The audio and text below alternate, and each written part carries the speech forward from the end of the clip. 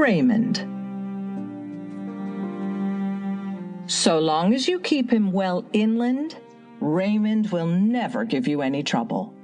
But when he gets down to the seashore, he affects a bathing suit fitted with little sleeves.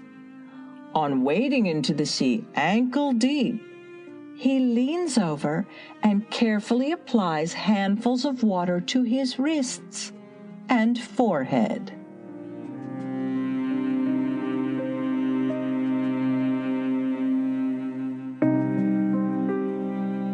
Belinda. I remember Belinda. She was arguing with another young woman about the car fare. "Let me pay," said Belinda, and she paid. There, I mused, is a perfect woman, nobly planned. I met her shortly after that, and she came through many a test.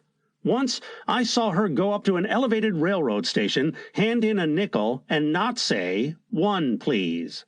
Once I asked her about what day it was, and she said Wednesday, without adding, "all day."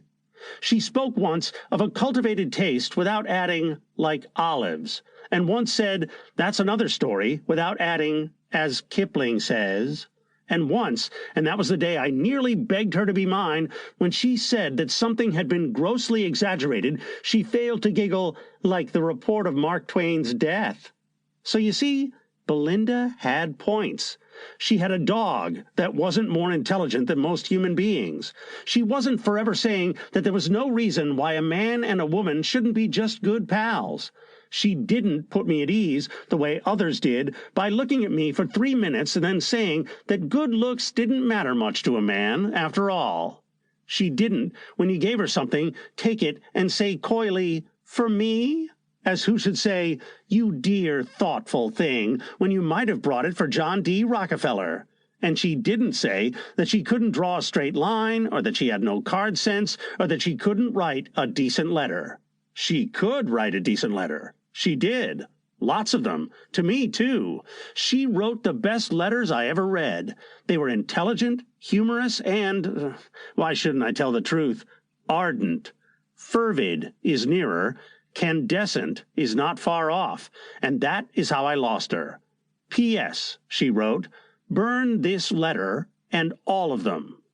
A few weeks later, Belinda said, "At the rate I write you, my letters must fill a large drawer by this time." "Why," I said, "I burn them. They're all burned." "I never want to see you again as long as I live," she said. "Goodbye." And my goodbye was the last communication between me and Belinda.